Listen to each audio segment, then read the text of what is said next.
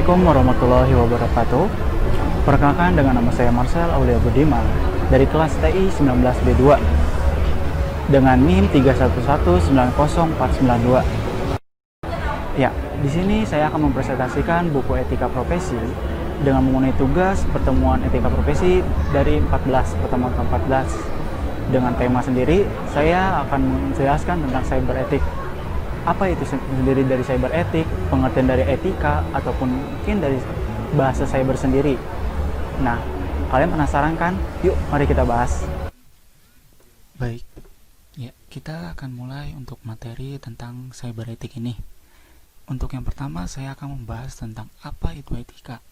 Etika sendiri berasal dari bahasa Inggris yang disebut dengan etik.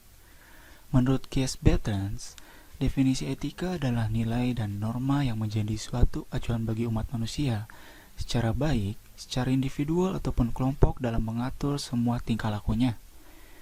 Dan menurut saya, sifat etika adalah sifat atau perilaku seseorang terhadap orang lain, maupun itu sifat baik ataupun sifat buruk seseorang itu. Lanjut mengenai cyber. Cyber sendiri menurut bahasa yang belum pasif mungkin ya, bisa disebut dengan dunia maya. Dunia maya sendiri adalah media elektronik dalam jaringan komputer yang banyak dipakai dalam keperluan komunikasi satu arah maupun timbal balik secara online. Nah, di sini kita tidak terpacu juga untuk mengenai dalam komputer saja. Dalam dunia era digital ini, sekarang pun juga sudah bisa marak dengan handphone juga. Handphone sudah bisa seperti Android ataupun iOS sudah bisa menggunakan dunia maya seperti bersosial media, menggunakan WhatsApp, Instagram ataupun yang lain-lain. Nah, apa itu cyber etik? Cyber etik semakin berkembangnya yang di dalamnya pasti terdapat interaksi pengguna yang setiap harinya kian bertambah banyak. Maka dibutuhkan etika dalam penggunaan internet tersebut. Dan menurut James Chan, moral yang dibuat individu ketika menggunakan teknologi media digital ketika berada di internet. Nah, jadi cyber etik itu perilaku seseorang dalam penggunaan internet yang semakin kian hari semakin bertambah setiap harinya itu. Di sini juga kenapa kita perlu mengadakan adanya cyber etik? Karena kalian bisa dilihat juga dari data statistik bulan Januari di 2020 ini dalam data digital around the world in 2020. Di sini kita bisa lihat total populasi di dunia sendiri sudah mencapai 7,75 billion. Dan untuk penggunaan handphonenya sendiri sudah mencapai 5,19 billion. Sehingga penggunaan internetnya sendiri sudah bisa terhitung 4,54 billion. Dan yang aktif dalam media sosial 3,80 billion. Dan dengan data statistik seperti ini, penggunaan internet di seluruh dunia dengan rata-rata aktif selama 6 jam per hari. Kalian juga pasti bisa membayangkan dengan begitu banyaknya angka-angka ini, sudah pasti banyaknya yang namanya pelanggaran-pelanggaran ataupun bisa dibilang untuk dalam cyber etik ini. Lanjut, kita di sini akan melihat data statistik dengan 175,2 juta penggunaan internet di Indonesia dan 88,8 juta kasus serangan cyber Indonesia di 2020. Data statistik ini saya ambil di bssn.go.id atau Badan Cyber Sandi Negara. Nah, selanjut saya akan menjelaskan tentang tips cyber etik. Apa saja yang perlu untuk merasa aman dalam menggunakan internet. Dan kalian juga dapat mengetahui tentang hukum di dalam cyber etik ini. Tips yang pertama, menghargai privasi. Tidak sembarang memposting foto seseorang tanpa izin atau menggunakan data pribadi secara ilegal. Seperti halnya mungkin dalam Instagram yang sering kita ketahui banyak sekali yang sering merepost postingan orang, tapi tanpa disadari orang yang merepost itu tanpa mengizin dulu pada orang yang ingin repost fotonya itu. Jadi sehingga fotonya itu tuh kadang disalahgunakan juga oleh orang-orang lain. Bisa jadi mungkin ya untuk hanya diedit yang lain dan yang lain-lain, sehingga membuat orang yang diambil fotonya itu merasa tidak nyaman. Yang kedua, berbicara dengan baik, menggunakan bahasa sopan santun, menghindari kesalahpahaman antar pengguna, ataupun ya bisa dibilang dengan berperilaku baik.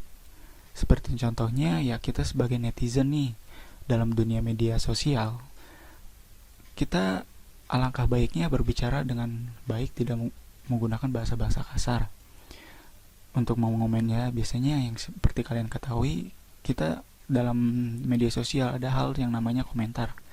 Di situ kadang kita juga suka melihat kebanyakan orang-orang yang bahasanya itu ya frontal aja, tanpa memikirkan perasaan si orang yang kalian komen itu.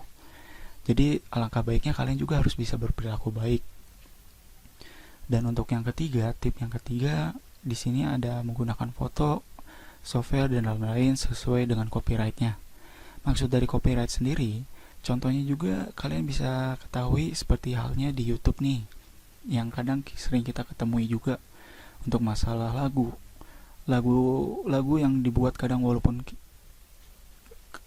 kreator sendiri buat, walaupun katanya ya bisa dibilang itu dia membuat sendiri, tapi kan kadang ada beberapa nada-nada beatnya itu sama dengan lagu-lagu yang lama.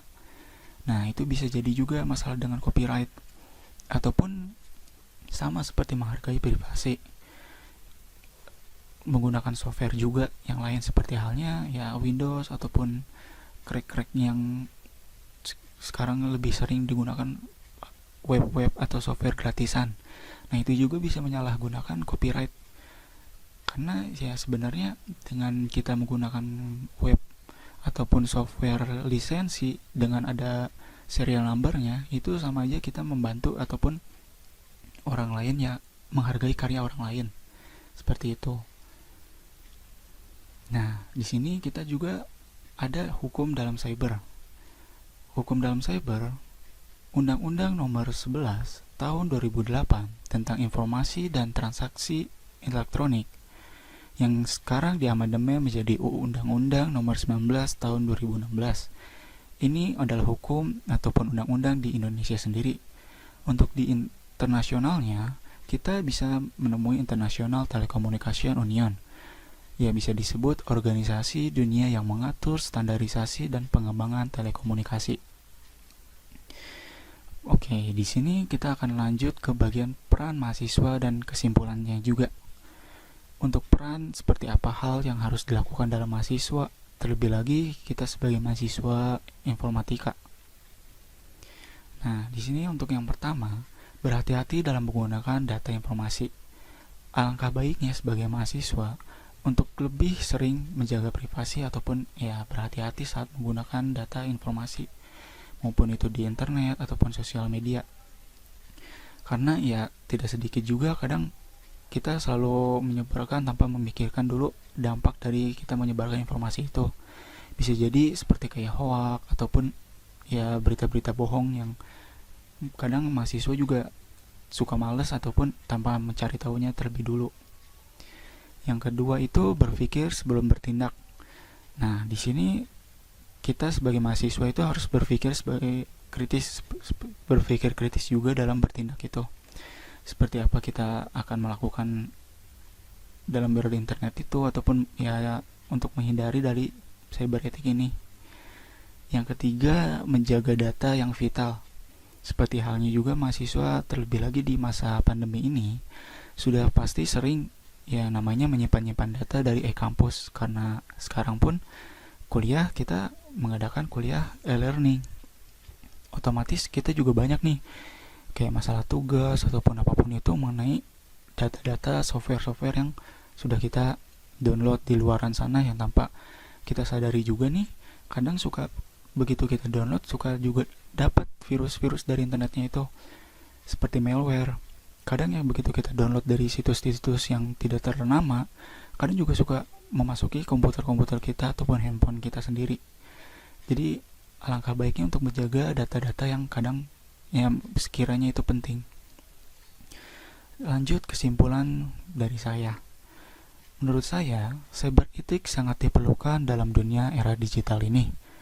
Karena dengan adanya cyber etik, kita dapat merasa aman saat menggunakan internet atau bersosial media.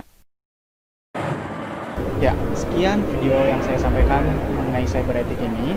Apabila saya ada salah kata ataupun salah pengucapan, mohon untuk dimaafkan. Assalamualaikum warahmatullahi wabarakatuh.